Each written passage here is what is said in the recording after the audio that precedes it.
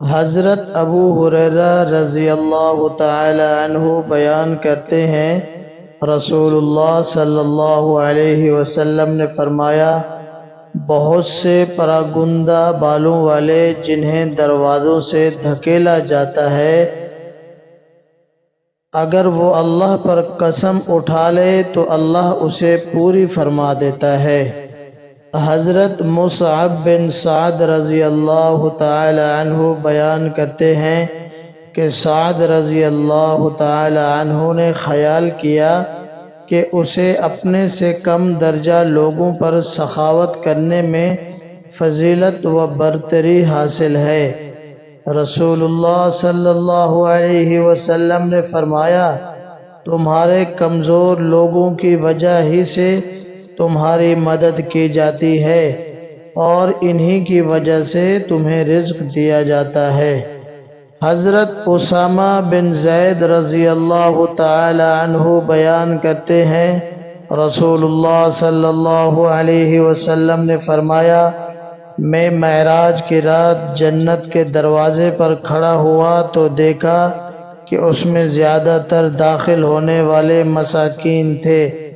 جبکہ صاحب ثروت روک لیے گئے تھے، اور آگ والوں یعنی کافروں کے لیے جہنم کا حکم دے دیا گیا تھا، اور میں باب جہنم پر کھڑا ہوا اور دیکھا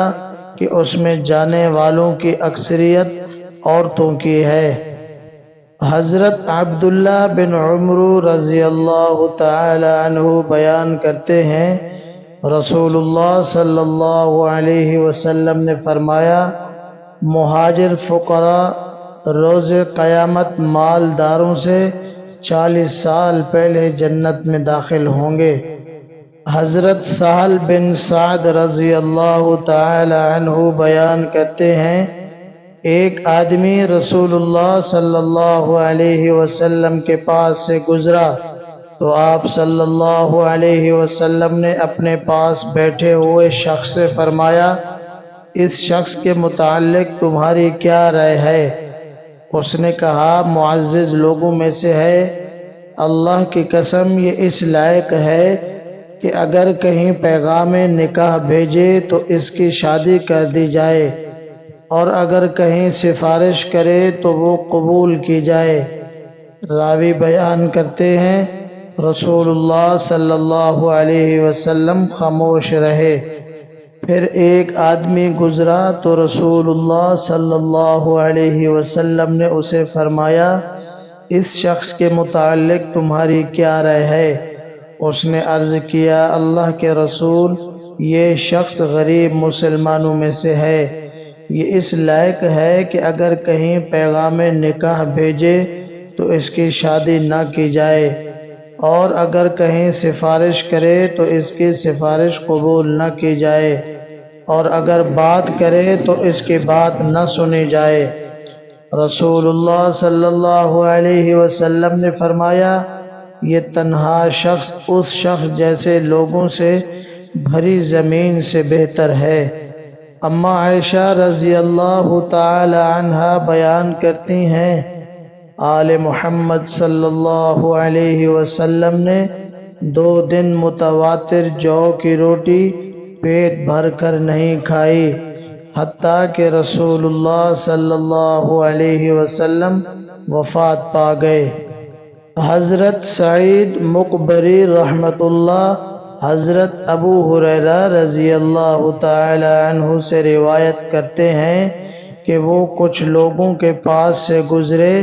ان کے سامنے بھنی ہوئی بکری تھی، انہوں نے انہیں دعوت دی تو انہوں نے اسے کھانے سے انکار کر دیا اور فرمایا، نبی کریم صلی اللہ علیہ وسلم دنیا سے تشریف لے گئے اور آپ نے پیٹ بھر کر جو کی روٹی نہیں کھائی۔ حضرت انس رضی اللہ تعالی عنہ سے روایت ہے کہ وہ جو کی روٹی اور رنگت بدلی ہوئی چربی لے کر نبی کریم صلی اللہ علیہ وسلم کی طرف گئے، جبکہ نبی کریم صلی اللہ علیہ وسلم کی زرع مدینہ میں ایک یہودی کے پاس گروی تھی۔ آپ نے اس سے اپنے گھر والوں کے لیے جو لیے تھے، اور میں راوی نے انس رضی اللہ تعالی عنہ کو بیان کرتے ہوئے سنا، آل محمد صلی اللہ علیہ وسلم کے ہاں شام کے وقت نہ ایک صاع گندم ہوتی تھی اور نہ ایک صاع کوئی اور اناج ہوتا تھا، جبکہ آپ صلی اللہ علیہ وسلم کی 9 ازواج مطہرات تھیں۔ حضرت عمر رضی اللہ تعالی عنہ بیان کرتے ہیں، میں رسول اللہ صلی اللہ علیہ وسلم کی خدمت میں حاضر ہوا تو آپ کھجور کی چٹائی پر لیٹے ہوئے تھے اور آپ نے کوئی بستر وغیرہ نہیں بچھایا ہوا تھا، اور اس چٹائی کے نشانات آپ کے پہلو پر تھے، اور آپ نے چمڑے کے تکیے پر ٹیک لگائی ہوئی تھی جس میں کھجور کے درخت کے پتے بھرے ہوئے تھے۔ میں نے عرض کیا، اللہ کے رسول، اللہ کے حضور دعا فرمائیں کہ وہ آپ کی امت پر فراخی فرمائے، کیونکہ فارسیوں اور رومیوں پر بہت نوازشات ہیں، حالانکہ وہ اللہ کی عبادت نہیں کرتے۔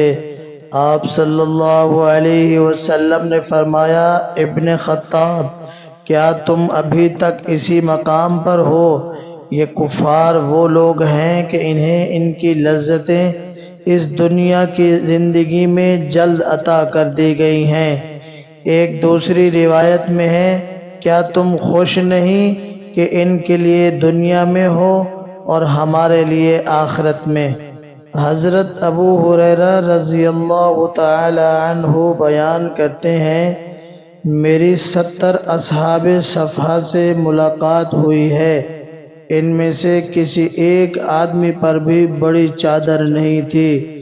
ان کے پاس یا تو ایک ایک تہہ بند تھا یا ایک چادر تھی،